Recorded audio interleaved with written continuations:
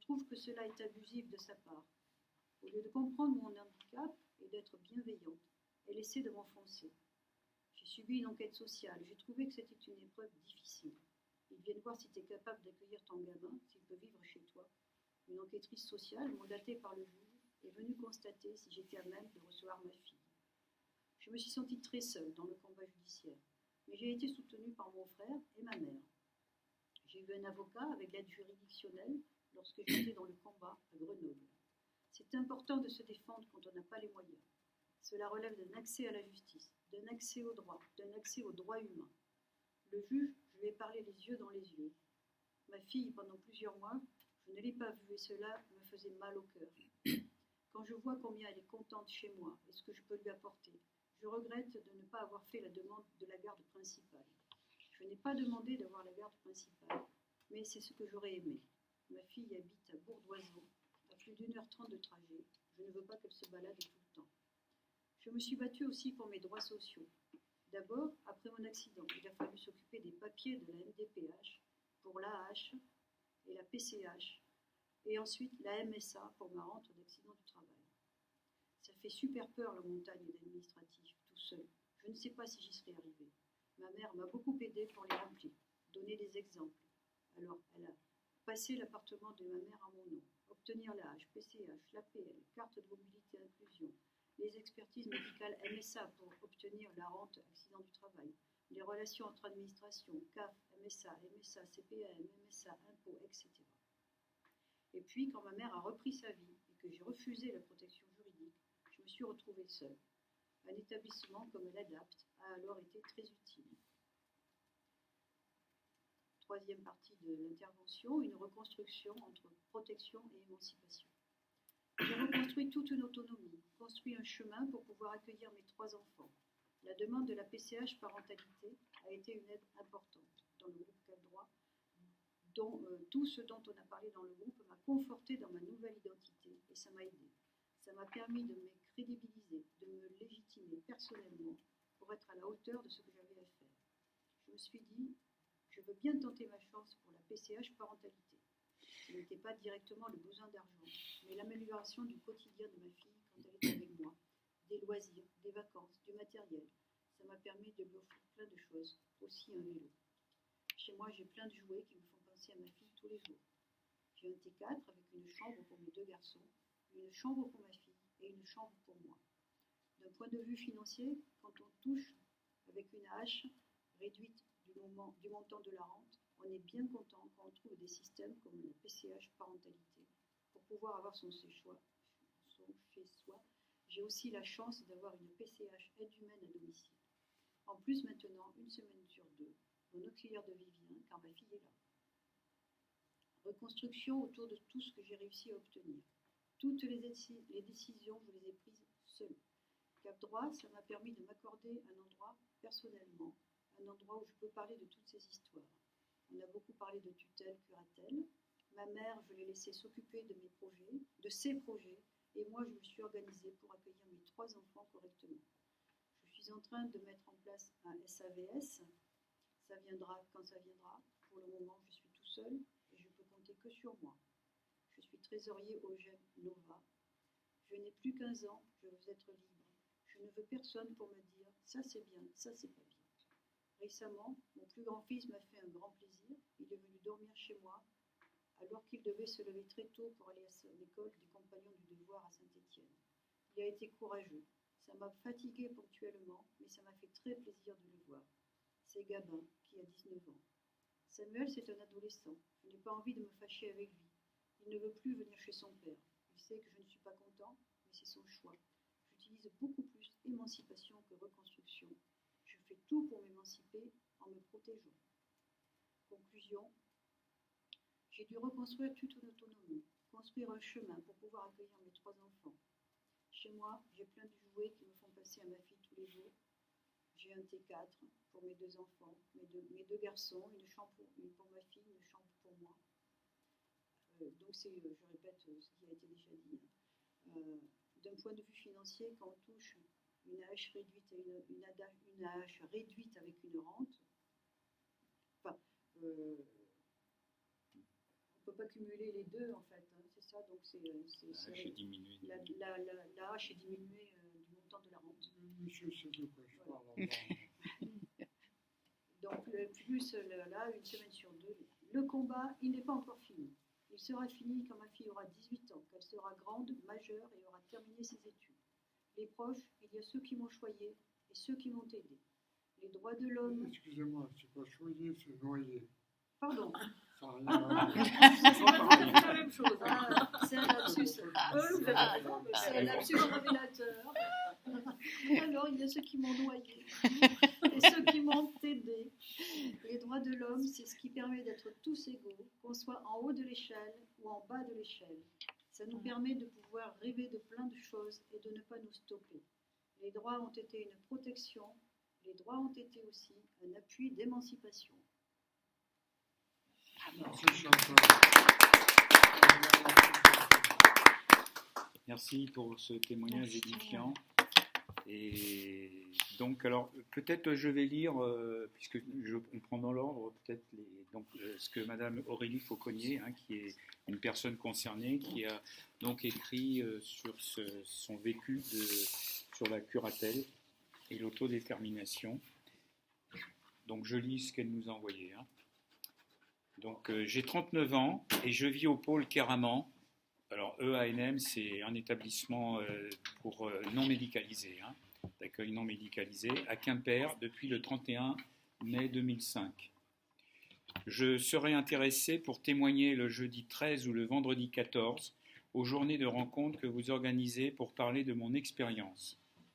J'ai beaucoup discuté avec Madame Gaëlle Lepabic, qui est conseillère technique du CREAI, lors de la journée 3-2-1 participée, qui m'a informé de ce que vous organisez. Le CREAI, je ne sais pas, tout le monde connaît, d'accord, bon, pas de problème. En fait, alors entre guillemets, hein, en fait, quand j'étais plus jeune, mes parents décidaient et faisaient mes choix, mais en majuscule, mes choix à ma place. Ils décidaient tout pour moi. Un jour, c'était en juin 2004, lors d'un rendez-vous chez le juge des tutelles pour décider de me placer sous la curatelle de mes parents, j'ai dit que je n'étais pas d'accord que ce soit mes parents. Ce jour-là, ma mère a refusé ma demande. Je savais pourtant au fond de moi qu'un jour mes parents n'auraient pas pu suivre à cause de leur vieillissement. En plus, j'avais envie aussi de m'affirmer, de faire mes choix et de prendre mes propres décisions. À partir de janvier 2005, c'est mon père qui est pourtant devenu curateur. Le 31 mars 2005, j'emménageais au pôle Keraman. À ce dernier, j'ai appris à devenir plus autonome, à montrer que j'étais capable de faire des choix et de prendre des décisions pour ma vie. Depuis mon arrivée au foyer, je suis élu au conseil de vie sociale. Je participe aussi à des réunions où l'on parle de la démarche qualité. J'ai toujours voulu montrer que j'étais capable. Malgré mon handicap, j'ai toujours voulu démontrer auprès de mes parents que je pouvais être moins dépendante et plus indépendante. En 2020, ma mère a souhaité reprendre le dossier de curatelle sans me demander mon avis du fait que mon père commençait à devenir malade. Je n'étais pas d'accord. J'ai décidé de faire une lettre au juge. Un professionnel du pôle Keraman m'a aidé à trouver les mots pour lui expliquer que je ne voulais plus dépendre de mes parents et qu'ils ne soient plus mes curateurs et de ne plus dépendre d'un membre de ma famille. J'ai expliqué au juge que j'avais envie de décider pour moi-même et que mes parents vieillissaient. Je voulais que le juge nomme un organisme extérieur pour la curatelle. J'ai obtenu un rendez-vous avec lui et j'ai atteint mon objectif. Pour obtenir ce que l'on souhaite, parfois, il faut se battre. Quand la décision est tombée, ma mère a refusé de m'accueillir chez elle pendant 2 ans. J'ai pu la revoir en septembre 2022, mais maintenant ils sont malades tous les deux. Ils n'ont plus de permis de conduire ni de voiture. Mon père a été placé sous curatelle renforcée de l'État et ma mère a refusé d'être placée sous curatelle simple. Moi, je continue à décider pour ma vie. J'ai été formé à l'autodétermination et bientôt je vais participer à un nouveau projet, une communauté apprenante, le Polder, qui encourage la participation sociale des personnes comme moi et va me permettre de participer à la commission de recrutement des nouveaux professionnels de l'accompagnement. Fermeture des guillemets. Voilà pour ce témoignage de Madame Fauconnier. Bien, donc je vais donner la parole maintenant sur le thème du travail avec les familles et le travail pluridisciplinaire dans la prise en compte de la douleur. Donc, Madame Joséphine Béguin, qui est aide-soignante, et puis Monsieur... D'accord. Donc, dans l'ordre que vous voulez. Hein. D'accord. Moi, je vais juste reproduire l'intervention de Joséphine, c'est celle qui travaille sur le terrain, celle qui connaît le métier, donc je connais assez peu. Juste pour vous expliquer d'où on parle, parce que c'est important. On travaille tous les deux à l'IME Caraway, à Landerneau, un établissement spécifique et particulier, pas meilleur, hein, que les autres, ni moins bon, mais spécifique dans le sens qu'on accueille un public très lourdement handicapé, déficitaire, très médicalisé. Et qui présente deux problématiques qui génèrent des difficultés d'accompagnement, tant pour les parents que pour les professionnels, c'est-à-dire que ce sont des enfants douloureux et qui n'ont pas accès à la communication verbale, donc pour lesquels on met en place des dispositions de communication alternative, mais qui sont difficiles. Et ça génère quand même une immense difficulté, c'est-à-dire celle de décrypter, déchiffrer, parfois avec incertitude, leurs douleurs, leurs émotions, leurs ressentis, leurs envies et leurs désirs. Et ça, c'est un travail au quotidien, autant pour les parents, avec lesquels on travaille une extrême proximité, que pour les enfants. Alors après, nous, on a engagé aussi un travail auprès des familles, avec les familles, parce que c'est vraiment une collaboration forte qu'on a auprès des familles, avec trois axes de travail, les conforter dans leur place d'acteur principal de l'accompagnement de leur enfant, puisque qui dit handicap lourd dit des parents qui sont quand même abîmés, entre guillemets, abîmés par de la culpabilité, abîmés par une prise en charge très lourde, abîmés aussi par un isolement social, et qui parfois ont tendance, et c'est pas du tout un reproche, à désinvestir leur rôle d'acteur parentaux, et à confier l'enfant parce qu'ils sont accablés, ils sont extrêmement fatigués, et c'est tout à fait entendable. La deuxième chose, c'est qu'on essaie aussi avec eux de partager des outils communs, parce qu'eux, ils en ont une connaissance de leur enfant qui est bien meilleure que la nôtre, donc de partager des outils communs, de générer des échanges sur la connaissance de cet enfant, justement pour mieux connaître et décrypter ces modes de communication alternatifs. Et puis la troisième chose quand même, c'est qu'on soutient psychologiquement ces parents qui peuvent connaître quand même parfois des difficultés abyssales. Donc, c'est une chose qui m'a beaucoup surpris, je suis arrivé sur l'établissement il y a 10 ans, je ne connaissais pas du tout ce milieu. Voilà, c'est des parents qui vivent des choses d'une difficulté parfois inimaginable. Voilà. Et ça, c'est vrai que nous, ça nous touche beaucoup, donc on essaie de les accompagner. Voilà. Et après, juste pour clore, si on accueille ces enfants-là, c'est parce que ça fait partie de l'histoire, de la culture de l'établissement, qui en prend une volonté aussi d'accueillir ces enfants qui n'auraient le place nulle part ailleurs à l'hôpital. Et que les professionnels ont développé de grandes compétences sur le sujet. Et l'ES, la place, une éminente professionnelle de l'établissement. Bonjour à tous et à toutes. Je suis un petit peu malade, je vais essayer de bien parler. Donc, comme le disait Fabrice, je suis aide-soignante du coup à l'IME Caraway sur un groupe de jeunes enfants polyhandicapés, un groupe d'accueil de jour. Donc, les enfants ont entre 4 et 9 ans. Donc, c'est vraiment le premier niveau, si on va dire, de l'accueil. Après, auparavant, ils étaient aussi au CAMS, ou alors les parents ont envie de travailler pour justement accompagner leurs enfants. Donc c'est vraiment leur première rencontre finalement avec une institution. Et donc comme disait Fabrice, ce sont des enfants porteurs de polyhandicap, entre guillemets sévères. Et ce sont des handicaps moteurs et cognitifs. Et il y a des choses qui se surrajoutent à ces handicaps. Il y a souvent des difficultés respiratoires, orthopédiques, digestives, épileptiques. Ce sont des enfants qui sont très fatigables, qui ont besoin de changer régulièrement de position, qui ont besoin de repères, de rituels, qui ont besoin de sensorialité. Certains enfants sur mon groupe ont la capacité de marcher, d'autres sont en fauteuil roulant.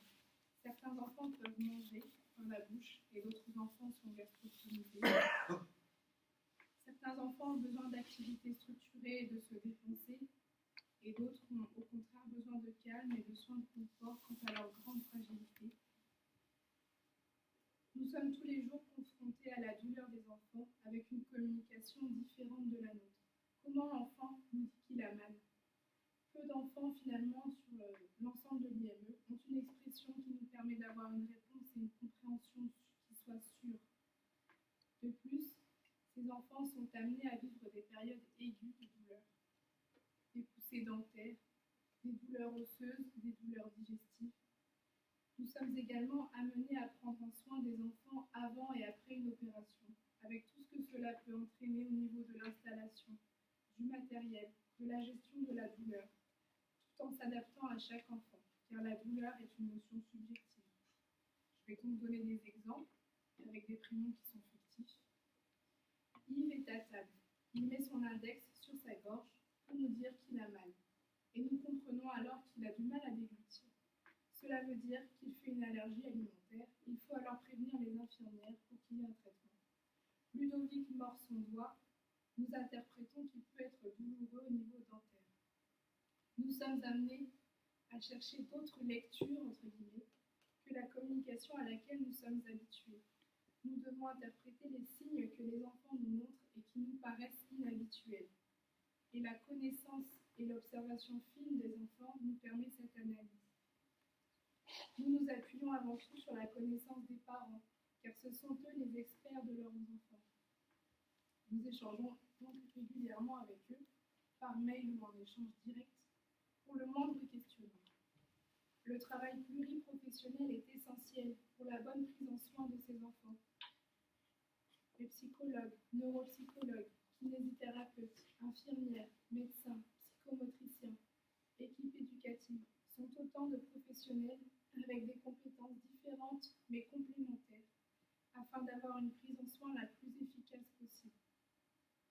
Les familles ainsi que les équipes éducatives au sein de la structure sont au cœur de ce travail pluriprofessionnel car ce sont elles qui sont entre guillemets sur le terrain et auprès des enfants tout au long de la journée. Aussi, la médecin et les infirmières s'appuient sur ces équipes qui ont la connaissance de l'enfant dans son quotidien. La médecin et les infirmières ne les voient qu'à un moment T. Ce sont les familles et les équipes éducatives qui sont les lanceurs d'alerte.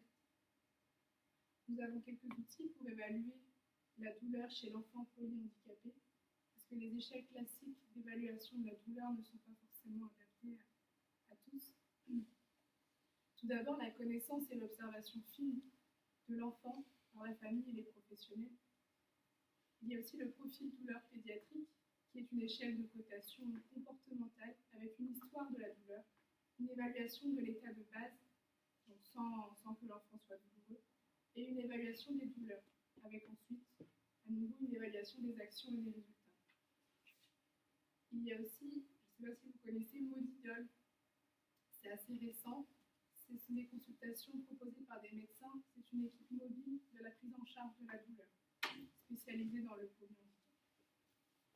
Il n'est pas toujours évident d'observer les signes que nous montrent les enfants, signes qui peuvent être discrets, surtout dans un collectif. De plus, les enfants polyhandicapés montrent des signes parfois inhabituels de douleur, par exemple le rire. Il arrive aussi que nous ne soyons pas toujours sur la même longueur d'onde, entre professionnels et entre familles. Entre professionnels et familles. Par exemple, Frédéric crie et pleure en sortant de sa coque de verticalisation. Et nous ne pouvons pas le toucher à ce moment-là, car cela majeure les pleurs. Donc, nous, équipe pluriprofessionnelle, interprétons une douleur au niveau osseux, car il y aurait une suspicion d'ostéoporose sévère. La médecin, traitant de l'IME, propose de mettre en place un traitement antidouleur sur une semaine, afin de voir s'il y a une amélioration. La famille refuse en disant que Frédéric n'est pas douloureux, elle pense plutôt à un problème d'appareillage. Dans ce cas, qui a raison? Que nous montre vraiment Frédéric? Et comment pouvons-nous l'aider à aller mieux? Comment échanger de façon sereine et constructive avec la famille? Des échanges réguliers ainsi que l'instauration d'une confiance mutuelle permet d'avancer, de proposer, d'évaluer et de réévaluer les solutions qui sont proposées tant par la famille que par l'institution. Car il ne faut pas oublier que les enfants accompagnés sont au centre de tout et que la priorité, c'est que l'enfant se sente bien. Il est donc essentiel d'avoir des échanges sereins et constructifs, de s'interroger sans cesse, de se remettre en question, de chercher de nouveaux outils quand ceux-ci ne sont pas adaptés. Les familles peuvent également être confrontées à une méconnaissance du polyhandicap de la part de professionnels, les médecins traitants, les urgences, et peuvent être amenés à avoir un rôle de soignant quand justement ces familles souhaitent du soutien, car elles se retrouvent démunies face à un état de santé qui évolue et des difficultés nouvelles. Les consultations au sein de l'IME avec les médecins MPR, neuropédiatres, sont rassurantes pour les enfants car c'est un lieu connu, mais également rassurantes pour les familles qui se sentent rassurées quant à une certaine connaissance du polyhandicap. Pour conclure, je dirais que l'état de santé de la personne polyhandicapée nécessite une prise en charge médicale globale, multidisciplinaire, coordonnée, cohérente et qui mobilise l'expertise de la famille, qui assure souvent, malgré elle, la coordination du parcours de soins.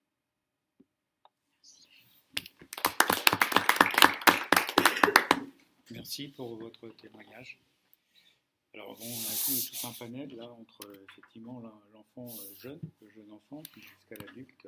Donc c'est assez important aussi d'avoir des repères un peu dans la chronologie des âges. Peut-être pour le fonctionnement, ça serait bien que si vous voulez, s'il y a des questions, vous levez la main, de manière à ce que voilà qu'on puisse distribuer la parole avec Madame Anteberi, de manière à ce que voilà, ça ne parte pas dans des discussions un petit peu individuelles. Voilà, n'hésitez pas donc, je crois, à poser des questions aux intervenants. C'est le but de la séance. Peut-être qu'il faut prendre un petit temps de digérer tout ce que vous avez, tout ce qu'on a reçu tous, et qui n'est pas toujours facile à entendre non plus. Et on comprend aussi le désarroi ou les difficultés des familles, voire des professionnels aussi, on le sent bien. Donc,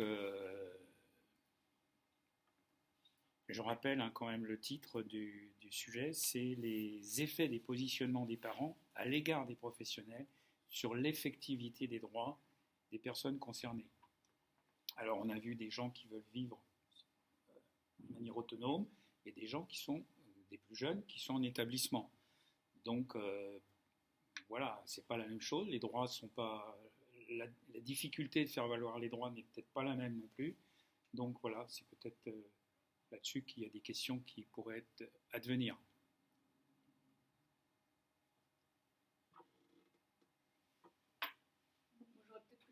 En reprenant un petit peu l'ensemble de vos échanges, puisqu'il me semble que bon, il y a plusieurs éléments en fait qui sont un peu communs à ce que vous avez dit, sur d'abord le bouleversement de la vie, quelle que soit l'époque en fait à laquelle le handicap advient, la famille dans son ensemble, c'est-à-dire que vous avez parlé des enfants, vous avez parlé aussi des parents, c'est-à-dire que selon la période de la vie, la relation parent-enfant évolue.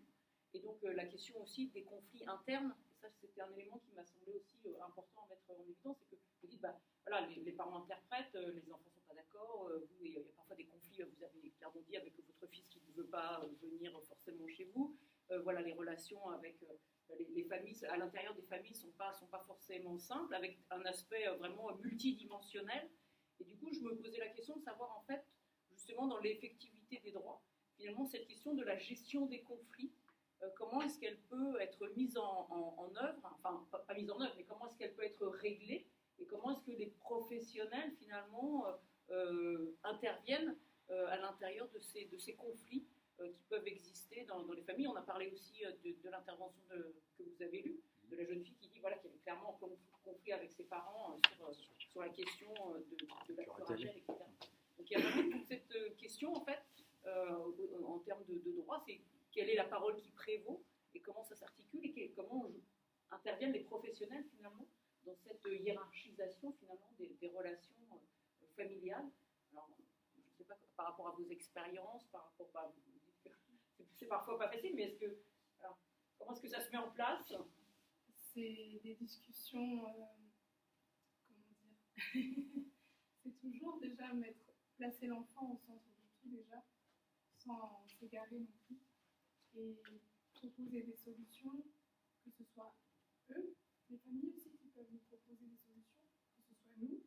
On essaie de trouver ce qui est au mieux pour l'enfant, et je pense que c'est ça le principal en fait, c'est vraiment, on suppose que, je donne un exemple, on suppose que Frédéric est douloureux, on n'en est pas sûr, qu'est-ce qu'il faut faire pour essayer de voir ce qui se passe, parce que Frédéric ne peut pas nous le dire en fait, il ne peut pas non plus nous le montrer avec son doigt en pointant un pictogramme, et donc c'est compliqué de répondre à ça en fait, et c'est pour ça qu'il existe de nouvelles organisations sur le Finistère, comme les consultations Modidol, le profil douleur pédiatrique, et on s'en sert de plus en plus. Mais c'est vrai que voilà, on n'est pas toujours d'accord, mais c'est normal. Par exemple, est-ce que les parents sont aussi impliqués dans ces formations, dans ces sensibilisations à l'expression de la douleur? Vous voyez, comment est-ce que du coup, après, ça peut se transformer? Au contraire, nous, on n'y est pas. Enfin, moi, en tout cas, à mon niveau d'aide-soignante, je n'y suis pas dans les consultations avec Modidol ou autres. Ce sont vraiment les familles qui y sont et qui discutent en direct avec les médecins. Et après, ça nous est fait retour de ce qui s'est passé, ce qui s'est dit, ce qui s'est décidé. Mais voilà, nous, on n'a pas vraiment de... Comment dire, on n'est pas décisionnaire. On parle de choses qui se passent, on est les lanceurs d'alerte, mais finalement, c'est la famille et l'enfant qui sont au centre de tout. Bien sûr. Du coup, ça sert un peu d'élément de médiation entre ce que vous pouvez énoncer comme discours et ce que peut... Ça ouvre la discussion. Oui. Après, je suis tout à fait d'accord, évidemment, avec ce que vous dites, mais vous parliez aussi des conflits intrafamiliaux, je crois. Oui, aussi. Mais voilà. Alors là, dans le cadre des conflits intrafamiliaux, c'est plus difficile parce que déjà les parents nous en parlent assez peu, parce que c'est des choses qui sont assez intimes. Et comme le disait Joséphine, nous, notre intervention, c'est avant tout de la médiation et replacer l'enfant au centre du, voilà, au centre du débat. On ne peut pas intervenir sur des conflits, même s'ils sont nombreux, ces conflits intrafamiliaux, évidemment. Parce que de grands handicaps génèrent de l'isolement social, génèrent des conflits, génèrent des désaccords, génèrent aussi des culpabilités immenses. Voilà, avec tout ce que ça peut générer même dans le détail, parce qu'aujourd'hui, il y a des analyses génétiques qui permettent de déterminer quel parent est responsable de handicap. Alors, bon, je ne dis pas l'ambiance, ça peut retour à la maison. Quoi. Donc, mais c'est vrai que c'est difficile, ça c'est une difficulté qu'on a, de garder notre juste place. C'est-à-dire, nous, on est là pour l'enfant, on est là pour la famille dans l'accompagnement de ces difficultés. Mais on peut pas, il nous est difficile de jouer un autre rôle qu'une médiation dans le cadre de conflits intrafamiliaux. Et les conflits intrafamiliaux qui concernent aussi, on les oublie souvent, et ça la HAS le répète régulièrement, des frères et sœurs qui peuvent survivre des dégâts collatéraux de la concentration des parents sur l'enfant handicapé, de la douleur que ça génère en eux, et puis eux qui sont des enfants parfois un peu oubliés ou de côté. Quoi. Et ben, je comprends tout ce que vous dites, mais effectivement, je crois que ça concerne plutôt les jeunes handicapés. Parce que c'est vrai que quand on est un peu plus vieux, les conflits familiaux sont un peu autres. Comme je l'ai fait dire à Chantal, arrivé à un certain âge, ça fait du bien de couper le cordon ombilical. Bref. Ceci dit, un grand merci à ma mère d'avoir été là quand j'en avais besoin. Mais maintenant, j'ai envie de voler de mes propres ailes. Je pense que ça dépend peut-être effectivement de l'âge, mais ça dépend aussi de la lourdeur du handicap. Parce que, par exemple, pour prendre les adultes dans une maison d'accueil spécialisée, il y a aussi des adultes qui ne peuvent pas exprimer leur douleur, forcément. Et là, il y a on se retrouve sur les mêmes difficultés, je pense. Hein. Et là, il y a aussi des adultes qui sont en très grosses difficultés par rapport à la douleur, par rapport à des soins intensifs, des choses comme ça. Hein. Et donc, il y a l'âge, mais il y a aussi le degré, la lourdeur du handicap, quoi, ou le degré médical, on va dire. Vous avez raison. Mais bon, ça n'empêche pas que ce que vous dites est vrai aussi. Alors, peut-être il y a quand même un point, parce qu'on est sur. Alors, il y a deux choses. On est soit sur des établissements, soit on est chez soi. Et c'est pas la même chose. Il y a les droits. Il y a, par exemple, dans un établissement, il y a le Conseil de vie sociale, qui est un organe sur lequel on peut avoir une effectivité, voir si les droits sont effectifs, hein, les droits des personnes. Et quand on est chez soi, c'est plus par rapport à des textes, faire valoir des tiers, des associations, ou l'ADAPT, comme vous avez parlé, etc. Et en fonction de votre handicap. Et faire en sorte que les droits soient effectifs, hein, puisque c'est quand même un problème. Il y a deux choses. Il y a la connaissance de ces droits, et après, les faire valoir. Et l'effectivité, c'est bien de les faire valoir.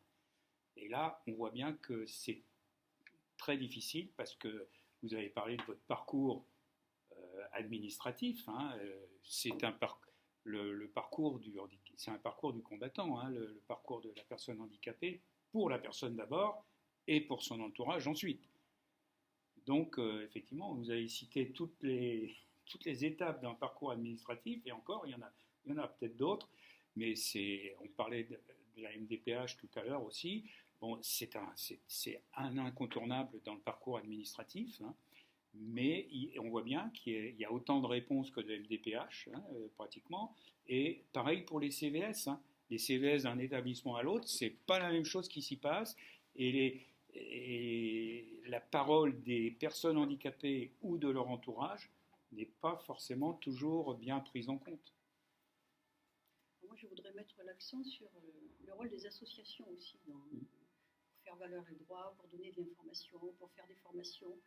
Et je pense que les associations sont un soutien très très important, parfois essentiel, pour soutenir les familles dans les droits, ou les personnes aussi. Bien sûr. Voilà. Donc c'est juste pour souligner cette importance-là.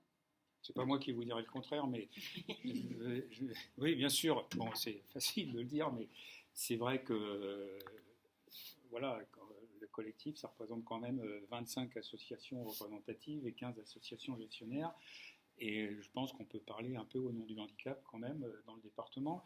Et c'est vrai que les gens, quand même, quand ils viennent, que ce soit dans telle ou telle association, suivant le handicap concerné, d'abord, ils trouvent des réponses à leurs demandes, à leurs droits possibles, à la connaissance de leurs droits. Ils trouvent aussi des échanges avec d'autres familles. Et ça, c'est peut-être la pièce maîtresse, hein, qui est la plus importante. C'est que, et au fur et à mesure de ces échanges, eh bien, et on peut voir, ah bah oui, moi j'ai fait valoir tel droit et je m'y suis pris comme ça, etc. Et ça, je pense que peut-être certains peuvent témoigner là-dessus, mais je pense que c'est un des rôles importants des associations. En tout cas, comme Chantal vous l'a dit, ce qui est important, c'est dans ces échanges, il y a l'information qui circule. Vous voyez, ce matin, j'ai appris, comme je vous l'ai dit, que par la MDPH, on pouvait m'aider à reprendre mes études. Vous voyez, l'information, ça circule, ça s'appelle des échanges. Il y avait deux. Non, c'était vous deux, je ne sais pas dans quel ordre. C'est pareil. C'est pas grave. Moi, je suis la mère de Dominique, qui a eu un grave traumatisme crânien en 2018.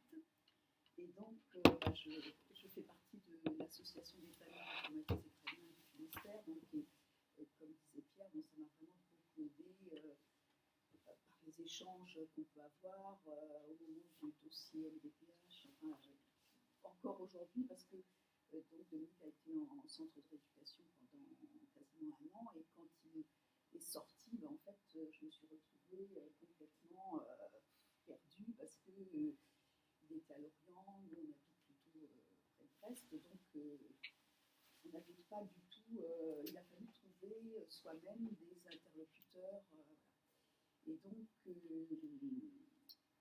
vraiment la FDC m'a vraiment beaucoup aidée, et continue donc aussi de m'apporter des réponses dans les situations qui se présentent aujourd'hui.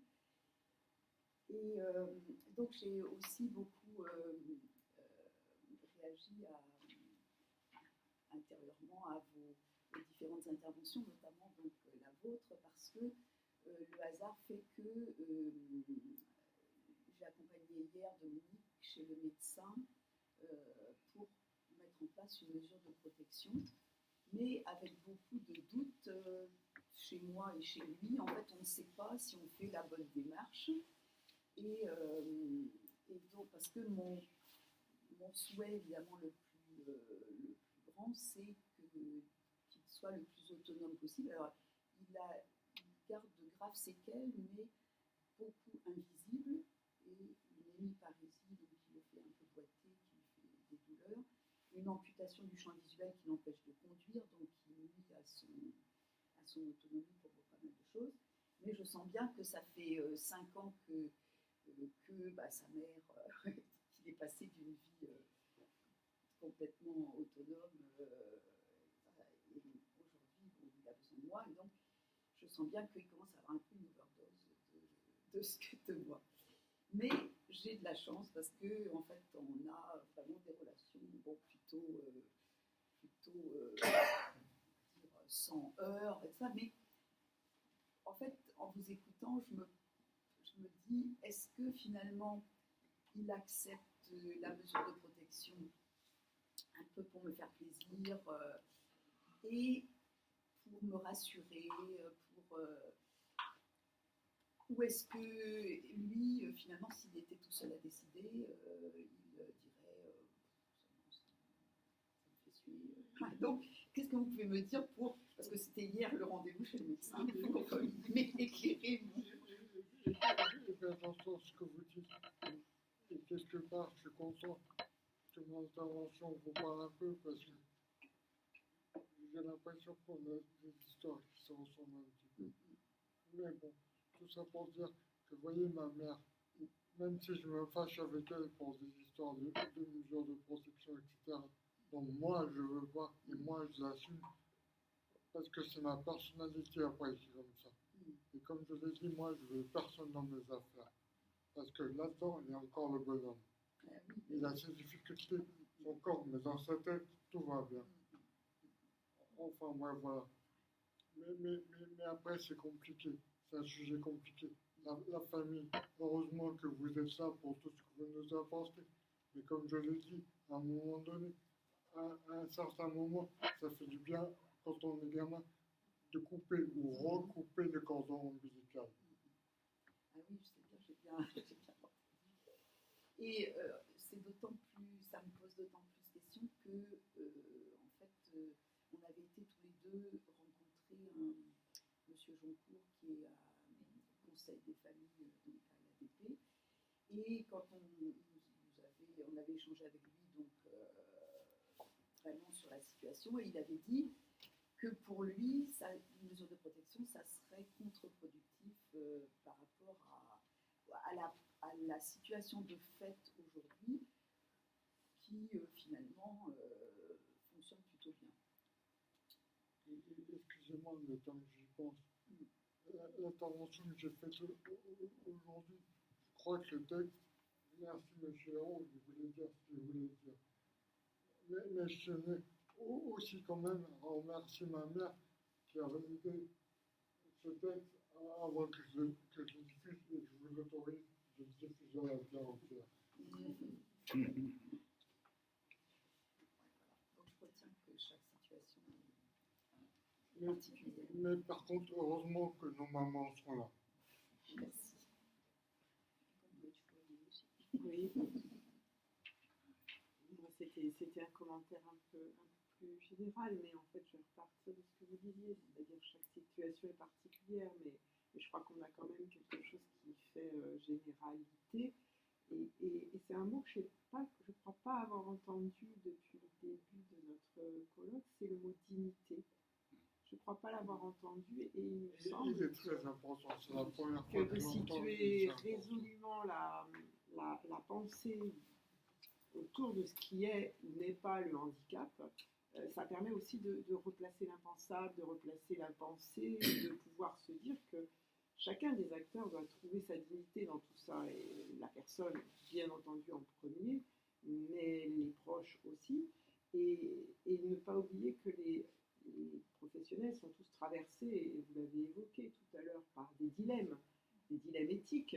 On voit bien qu'il y a une interprétation forcément à faire, une communication qui est alternative et qui va faire qu'on doit prendre une décision et qu'on doit donner une solution qui semble être la moins pire, je me permets de le dire comme ça, plutôt que de dire la meilleure, parce que finalement on n'a pas toutes les clés pour savoir ça. Et donc la question des dilemmes et des souffrances que ça occasionne, hein, on voit bien que c'est quelque chose, moi, qui fait que ça traverse, en fait, de là où on est, la situation nous touche et nous empêche de penser à des choses qui sont des valeurs initiales de l'homme, qui sont celles de la dignité, finalement. On les voit par rapport à un système de ressources et de contraintes, par rapport à quelque chose un peu de pragmatique, par rapport à quelque chose qui nous interdit de penser l'impensable, en fait. Et voilà, c'était juste un commentaire, mais qui me semblait être important de remettre au centre la question de la dignité. Et puis, peut-être autre chose, vous parliez tout à l'heure, vous l'avez dit à plusieurs fois, tous les deux, de mettre l'enfant au milieu. Et je pense que ça fait écho aussi à ce que tu dis, Thierry. C'est-à-dire qu'en fait, en mettant l'enfant au milieu, on n'analyse pas la situation, on analyse la personne. Et que de mettre le parcours ou le devenir de la personne au milieu, alors c'est pas moi qui le dis, c'est un sociologue qui s'appelle Serge Eversold, hein, et de replacer en fait la question du devenir permet de penser qu'il peut y avoir un après qui soit différent de l'avant. Et ça aussi, on a la malheureuse habitude en tant que condition humaine, de façon très ethnocentrée, de penser à l'ici et maintenant et de ne pas penser à l'après. Donc je pense que c'est intéressant aussi de se redonner les choses. Enfin, je regarde parce que placer la situation, c'est se déporter de cette question de chacun et de sa subjectivité finalement. Voilà, c'était vraiment, il n'y avait pas de question spécifiquement, mais en tout cas merci pour tous vos témoignages parce qu'ils nous nourrissent, ils nourrissent la situation et la complexité de celle-ci, et la particularisation aussi. Oui. Effectivement, je crois que vous avez pleinement raison. Le mot dignité, c'est peut-être le mot le plus important. Tout à fait d'accord avec vous là-dessus. Et justement, je pense que... Alors, vous parlez effectivement de la personne au centre. Alors, on voit dans les projets d'établissement, là je parle pour des établissements, mais on place toujours ça dans le projet d'établissement, la personne au centre. Mais on se rend compte, alors après chaque établissement est différent, mais moi je vis la chose comme ça, en fait on se rend compte qu'il y a une tension entre le confort de la personne et le confort du personnel. Et c'est ça qui se joue dans les CVS parfois, hein, et le conseil de vie sociale. Et là, on n'a plus la personne au centre. On a chacun avec ses demandes de confort. Et actuellement, avec notamment les problèmes de personnel, hein, on parle de dignité, mais des personnes qui sont en situation de lourdement handicapées, hein, qui ont par exemple besoin de la toilette tous les jours, etc. Quand vous changez de personne tous les jours qui vient auprès de vous, où est la dignité de la personne et son intimité ? C'est une question. Donc, alors on n'est peut-être pas tout à fait dans l'effectivité des droits, mais on est quand même dans la dignité de la personne, là. Hein. Et bien, je comprends tout à fait ce que vous dites. Moi, dans le cadre de ma PCH, au niveau des assistantes à domicile, au début, ils n'arrêtaient pas de m'envoyer tout le temps une personne différente. À un moment donné, je leur ai clairement dit que moi, je voulais tout le temps la même personne. Qu'il fallait arrêter de me changer tout le temps de personne. Exactement, voilà, vous abondez dans cette histoire de dignité et d'intimité. Et c'est pas vrai que pour les personnes en établissement, c'est vrai aussi. Alors, à la décharge des établissements, c'est pas que je veux focaliser certains établissements, mais c'est vrai que ils font avec les moyens qu'ils ont, et quand les gens sont en CDD et qui partent au bout de 3 semaines ou un mois, il faut les changer. Donc forcément qu'il y a un turnover, mais il faut le savoir que c'est une situation qui est actuellement extrêmement inconfortable pour les résidents. ou pour les personnes à domicile. Tous les D'ailleurs, pour lesquelles. bénéficiaires, Ouais, c'est ouais. hyper inconfortable de tout le temps devoir dévoiler son intimité Bien sûr. avec tout le monde. Mais les établissements sont trop faits, c'est ça. Mm. Et Oui, oui. le problème, c'est qu'aujourd'hui, les établissements sont pris entre deux contraintes paradoxales et antinomiques, c'est-à-dire des contraintes budgétaires qui sont lourdes, qui se resserrent de plus en plus, et la nécessité de faire bénéficier les résidents d'un accompagnement qui soit plus adapté, plus respectueux, plus digne, etc., et avec des moyens qui ne sont pas en regard des nécessités d'accompagnement. Et donc ça génère aussi, il faut le savoir, dans les établissements, des difficultés, voire même des douleurs professionnelles pour les intervenants. Parce que quand on est obligé d'intervenir, faute de moyens, d'une manière avec laquelle on n'est pas tout le temps en accord, ça peut être compliqué, d'un point de vue dynamique professionnelle. Et c'est vrai que ça, aujourd'hui, alors, nous, à l'IME, sans doute moins, parce qu'on a beaucoup plus de moyens, mais les établissements adultes, et les EHPAD, là, c'est très compliqué. Très compliqué. Ce qui est sûr, c'est que ce que vous dites, je peux largement le comprendre. Mais c'est vrai que pour revenir à ce que vous disiez, quand on change tout le temps d'intervenant, c'est vrai qu'au bout d'un moment, notre dignité est atteinte. Et là, notre comportement peut changer aussi auprès des personnes qu'on a en face de nous. Tout à fait, vous avez raison. On n'est pas obligé d'être toujours gentil. Et on a, par une excuse, on est pété du casque. Allez, je commence à dire n'importe quoi.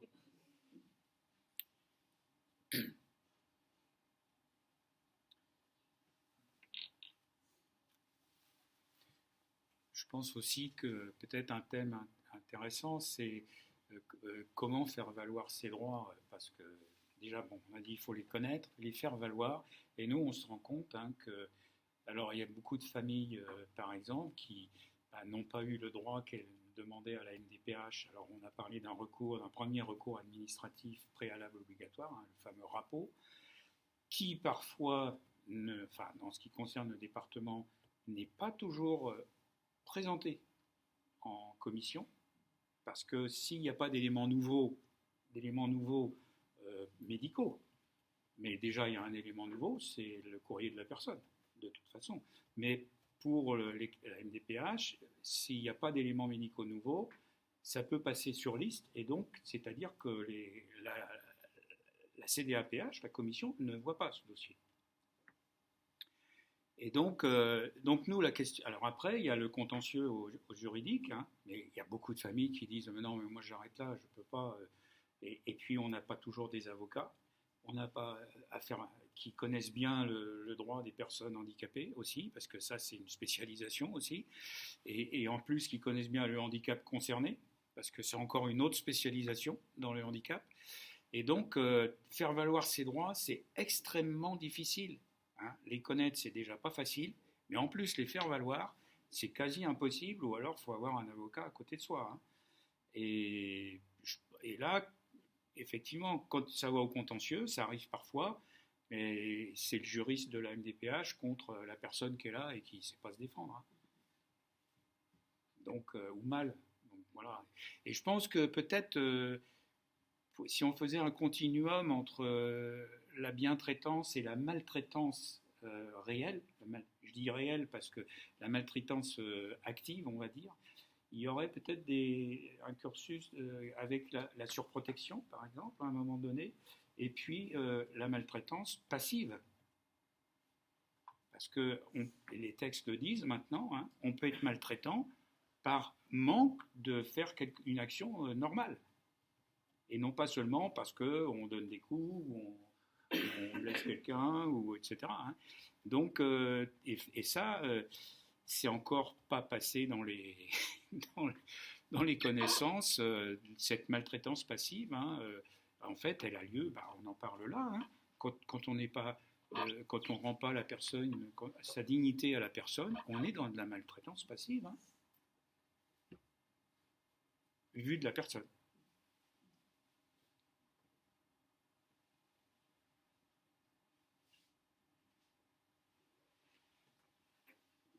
Je vais juste faire une interprétation par rapport aux besoins de protection et à la dignité et à la Convention internationale sur les droits des personnes handicapées. Et donc, cet article dans lequel certains voudraient l'interpréter comme une demande d'abolition des mesures de protection, comme le curatelle tutelle, disant que ça va à l'encontre des droits humains. C'est au cœur un peu de notre questionnement. Est-ce que ces demandes de tutelle curatelle, c'est voilà, qu'est-ce qu'on peut en penser, qu'est-ce qu'on peut en faire? Et dans la réflexion, cette convention, elle utilise beaucoup le terme de dignité. Hein. Donc il ne s'agit pas de mettre une réserve sur le terme, mais il me semble qu'il y a quand même une invitation à penser, alors c'est beaucoup le terme d'autonomie qui est mis en avant, mais quelque chose qui relève d'une souveraineté personnelle qui n'est pas tout à fait la même chose que la dignité. C'est-à-dire que la dignité, on est toujours quand même sur une manière de définir en partie de manière externe le fait qu'il y a quelque chose du bien de la personne qui lui échappe et qui a une grande valeur sociale, mais qui échappe à la personne et donc qui justifie par exemple parfois des mesures de protection. Hein, l'ancien droit international ou le droit civil, hein, toujours dit, et les mesures de protection, c'est la dignité de notre droit. Hein. Alors, il me semble que c'est intéressant de se dire, ce terme de souveraineté, et alors c'est proche d'autonomie encore une fois, mais il vient de dire, c'est peut-être pas tout le temps qu'il y a une maîtrise sur son environnement, pour tout un chacun, mais par contre, il y a dans des moments, dans des moments un peu plus signifiants de la vie, qui peuvent être des trucs de détail, des choses importantes, il y a là quelque chose de l'ordre d'une imposition, d'une manière dont la personne s'impose souverainement à son environnement, hein, qui est, je crois, pas tout à fait la même chose que la dignité. C'est l'environnement qui reconnaît que la personne doit être mise en avant. Hein, et je crois que, voilà, donc je trouve intéressant de se dire, c'est quoi aussi, comment rendre possible des moments de souveraineté en situation, hein, qui... Je comprends ce que vous dites, mais je pense que le respect est très important. Parce que du moment où on connaît notre dignité, c'est intéressant, mais pour que nous, on soit souverain, il faut qu'on le fasse avec respect. Accepter de recevoir la dignité de tout le monde et rendre le sourire et la bienveillance à tout le monde comme il faut, et dignement. C'est des échanges. Mais si on regarde l'usage du terme dignité dans le débat sur la femme-fille, là, tout le monde, moi ce terme-là, je pense que il faudrait le creuser quand même beaucoup si on veut le garder quelque part, parce que tout le monde s'empare du terme dignité pour la qualifier, la catégoriser, etc. Pour défendre des positions complètement antagonistes. Moi, je suis un peu méfiante à l'égard du terme dignité. Alors je ne sais pas, ça c'est l'observation du moment. Parce qu'une autre question que je me pose, c'est est-ce que dans nos sociétés aujourd'hui, on peut faire une remise de soi?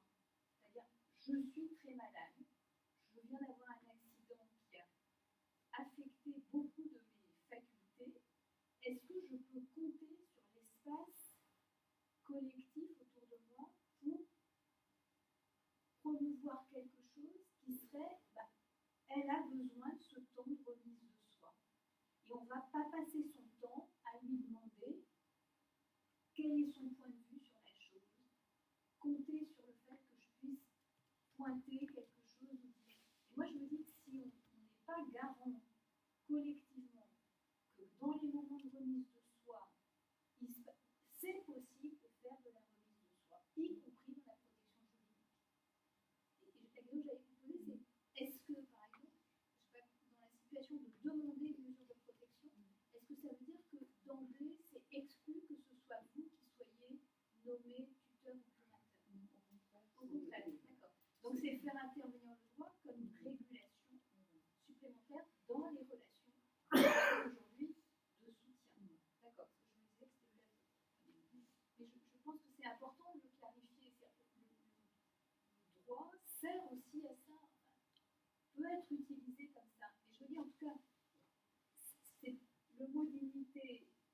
qui est jeu, mais comme tous les mots.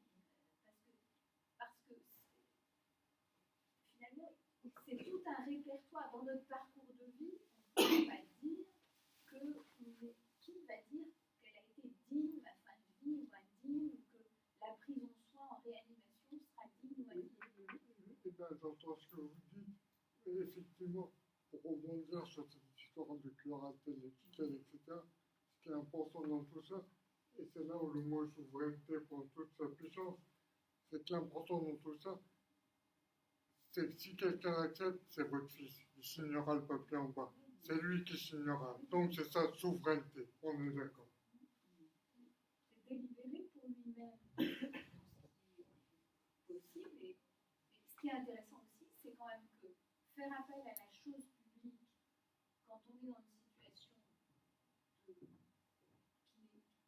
vulnérabilité ou d'horizon du temps où on se dit qu'on va peut-être pas être parent tout le temps, parce qu'on travaille avec la DAPI en ce moment dans le Finistère sur comment est-ce qu'on se construit de l'après-parence, et qui va prendre soin, comment va se renégocier toute la part que les parents font dans tout ce dispositif, et qui va pouvoir, comment ça va être collégialement partagé. Et je me dis qu'effectivement le positionnement des parents, il est aussi, je me dis, si on continue parfois à être dans la logique de la bonne personne handicapée, qui rentre bien dans les cases, de la bonne famille, de la bonne mère, on entend un peu plus parler quand même que du bon père. Je me dis, de toute façon, quoi qu'il fasse, c'est déjà pas trop mal. Et du bon professionnel, je me dis, mais on aura du mal, si on stéréotype comme ça tout le temps, pour trouver des configurations parfaites qui seraient réservées aux gens de classe moyenne, initiés un peu ce qu'on est là. C'est-à-dire des gens qui lisons, qui sommes capables de comprendre les mots un peu que vont utiliser un juriste, parce que vous avez dit tout à l'heure, les familles de milieux populaires, comment est-ce qu'elles peuvent être traversées par ces épreuves, si on n'est pas garant dans nos travaux de recherche ou dans la militance associative, etc., du fait qu'elles ont aussi une place. Elles ne peuvent pas être sans arrêt déplacées, signer sans arrêt des chartes, être sans arrêt amenées à co-contractualiser des choses qu'elles ne comprennent pas, parce qu'elles vont signer une charte avec le curateur ou le tuteur ou le mandataire professionnel, elles vont signer une autre avec l'établissement ou avec le service médico-social qui intervient, etc.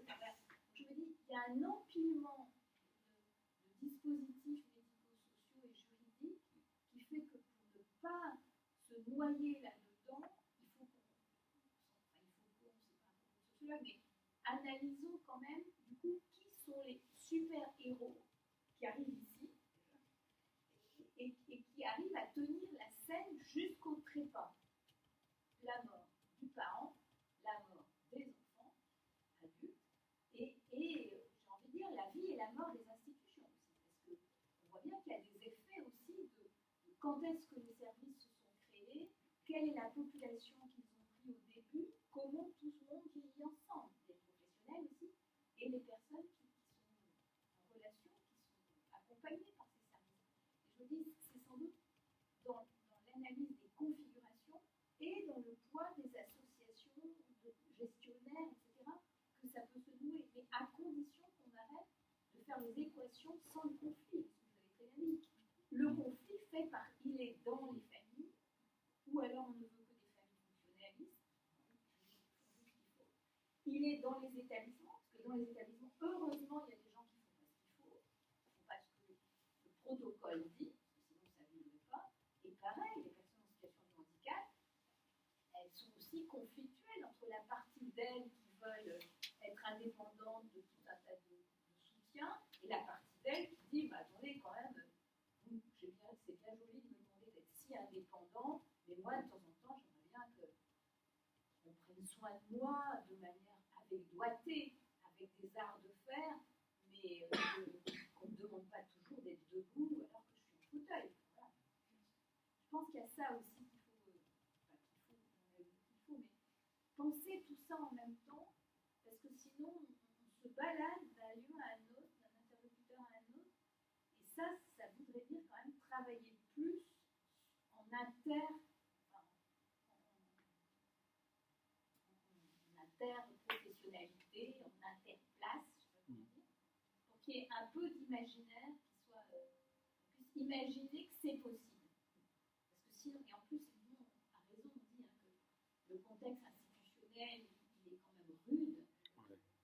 Le moment socio-historique, il est rude, même si c'est bien autre chose que ce que ça pouvait être dans les années précédentes. Mais ça redevient rude parce qu'on est dans un moment aussi très gestionnaire. Et donc la souffrance éthique, tout le monde l'a. Tout le monde la balance sur l'autrui, quoi. Dans la famille. On dit, bah oui, sur le positionnement des parents, bah, les parents ne peuvent pas se positionner parce qu'autour, c'est difficile de se positionner. Les autres aussi ont du mal à se positionner. Donc, ça tangue. Et c'est dans le tangage, sans doute, que le bateau avance quand même. Tanguer. Si on ne veut pas tanguer, il ne se passera pas grand-chose. Ça risque d'enfermer les gens. Et voilà, moi, je n'ai pas tout entendu. Ça fait un peu écho à ce que, enfin, je ne sais pas si tu étais là quand vous avez lu le discours de Madame Fauconnier. Madame Fauconnier, oui. Où elle expliquait que justement, elle était en institution, qu'elle avait souhaité que ses parents ne soient plus ses curateurs, que ça avait été conflictuel avec eux, et que voilà, et même ça allait encore après un temps assez long où justement ses parents sont de toute façon plus en situation, ne seraient plus en situation d'être ses curateurs. Donc il y avait effectivement toute la question de ce conflit en fait interne aux familles, avec lequel évidemment l'intervention collective à ce moment-là peut avoir un effet justement apaisant, régulateur ou pas. Je pense que c'est pas forcément si simple que ça non plus, mais c'est vrai que c'est important en fait de voir justement utiliser cette remise de soi à l'extérieur en fait pour envisager cette dimension. Sinon, c'est très source d'angoisse, je ne sais pas si le mot est bon non plus, mais l'incertitude à ce point est très lourde à porter. Parce que du coup, l'après-parent est très difficile, l'après-institution, le changement, le déménagement aussi, après les foyers de vie, les actes, est très difficile vers les maisons de retraite. Enfin, vraiment, il y a une espèce de difficulté quand même.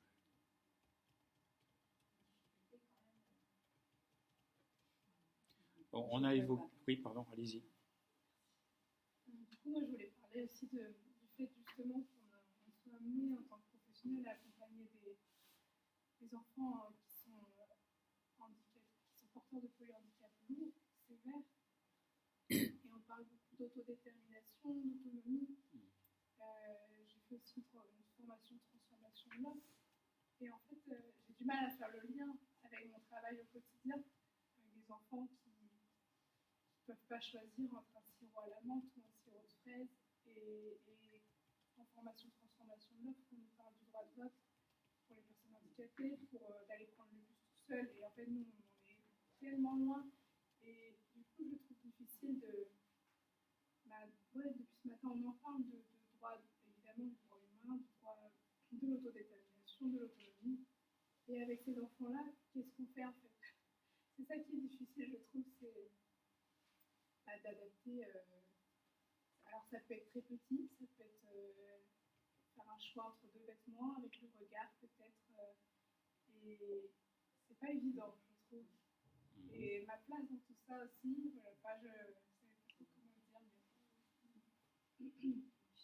Ça peut passer les professionnels en conflit de loyauté, ou en conflit intérieur. Entre des attentes et des directives qui sont parfois ou inadaptées au public accompagné, ou alors on ne peut pas mettre en œuvre par absence de moyens donnés par les mêmes instances qui ont promu ces. Et là, ça avait les professionnels dans des conflits intérieurs qui peuvent être difficiles à vivre. Bien sûr. Il y a autre chose que je voulais rajouter aussi, par rapport à l'inclusion notamment, où il y a des parents dont leur enfant est inclus à l'école sur des temps assez courts parce qu'ils sont très fatigables. Ils vont rentrer à l'IME pour se coucher, se reposer. Et en fait, passer la maternelle, ça s'arrête. Parce que c'est pas adapté en primaire ou au collège. Et je trouve que ça donne des faux espoirs aux familles dingue, quoi. En fait, pourquoi après la maternelle, ça s'arrête?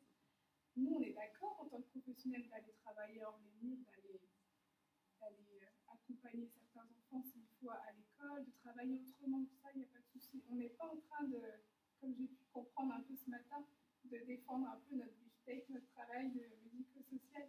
Je pense qu'on est assez ouvert justement, mais quand on voit des incohérences comme ça, on se demande c'est quoi le but de tout ça en fait. Est-ce qu'il faut cocher des cases parce que l'Europe a dit que tous les enfants devaient aller à l'école? J'ai du mal à comprendre, à tout saisir. Peut-être qu'à mon petit niveau, voilà, c'est normal, mais je sais pas. Oui. Je pense que c'est vraiment important ce que vous dites. Et c'est en fait quand même, c'est pas une défense de l'Europe ou de l'ONU. C'est dire l'enjeu, c'est que ce qui se raconte à l'Europe ou l'ONU, en fait, ça vient d'expériences très concrètes. C'est-à-dire que c'est ce qui se vit dans les échanges qui peuvent nous conduire à interpréter des choses que d'autres ont été amenés à formuler comme dans le Conseil de l'Europe ou dans l'ONU. C'est pas comment dire des visions intellectuelles qui sont top-down, qui seraient celles de l'Europe ou de l'ONU. C'est devenu des principes qui ont mis longtemps à émerger, à venir du terrain, à se généraliser. Et puis le mouvement, il faut qu'il continue, c'est-à-dire qu'il revienne sur le terrain, et puis qui remonte pour dire peut-être que ces termes, je ne sais pas, autodétermination, ah non, c'est pas ce terme, c'est pas ça. En gros, quand même, l'idéal promu dans ces grandes institutions, ce soit bien un idéal vivant et pas un idéal de droit ou de papier. Hein. Et en ça, je crois quand même que c'est dommage que l'Europe ou l'ONU restent des figures technocratiques, top-down, etc., alors qu'elles sont le lieu, bêtement, la CIDPH, pour moi, c'est le 1789 du monde du handicap. Hein. C'est le 1789 du monde du handicap, c'est-à-dire on n'a pas dit, si, certains sans doute, mais on n'a pas dit ah oui, si, 1789, c'est des droits trop formels. Il y en a beaucoup qui ont critiqué ces droits trop formels, et il y a une réalité de ça. Hein. Mais en fait, il y a quand même un souffle social qui a permis de transformer des choses. Et il me semble que l'exemple du sirop de fraise ou du sirop de menthe, la difficulté de faire surgir du choix, ouais, c'est aussi dans ce détail-là que le souffle de l'idéal, il s'ancre, hein, et qui vit. Et moi, je suis souvent gêné avec le terme d'autodétermination, ou ce que dit Françoise, de dire qu'il faudrait toujours faire décider les gens, décider, alors que des tas de choses, on n'a pas envie de... Voilà, on a envie que ça fonctionne sans qu'on ait à tout maîtriser. Mais par contre, qu'il y ait des moments où, oui, ça c'est important pour moi, il faut que ça s'impose à l'environnement. Ça, c'est, quelle que soit la forme de vie, c'est important de le pousser, de le reconnaître. Juste, je fais un petit rappel de temps, ça va être l'heure de manger. Juste peut-être une chose avant de conclure, parce que là on parle effectivement des décisions, etc. Mais on a évoqué tout à l'heure effectivement le handicap invisible. Et or, parfois, il y a et dans le handicap invisible, il y a ce qu'on appelle la nosognosie, c'est-à-dire que la personne n'est pas consciente de son handicap. Mais par contre, elle est capable de dire qu'elle peut faire plein de choses, alors que ce n'est pas vrai. Et on parlait tout à l'heure de la visite chez le médecin, hein, et il y a des médecins qui vous disent ah non, je ne veux pas que vous soyez là, la personne toute seule. Et vous vous retrouvez avec un certificat médical, avec les cases cochées, où elle peut faire plein de choses. Mais vous qui vivez avec la personne 24 heures sur 24 et 7 jours sur 7, vous savez très bien que ce n'est pas vrai. Et ça, c'est quand même très embêtant. Hein. Je veux dire, alors c'est une partie hein, mais d'effectivité des droits. Donc, du coup, la personne se retrouve avec des droits qui sont très, très minimes alors qu'elle aurait droit à beaucoup plus. Donc, si vous voulez bien, on peut, bien sûr qu'on aurait encore plein de choses à dire, je comprends. Peut-être on peut, merci à tous et à toutes, en tout cas, aux interventions qui ont été riches, je pense, et qui continuent à faire que le débat, justement, s'enrichisse. Merci à vous. Merci.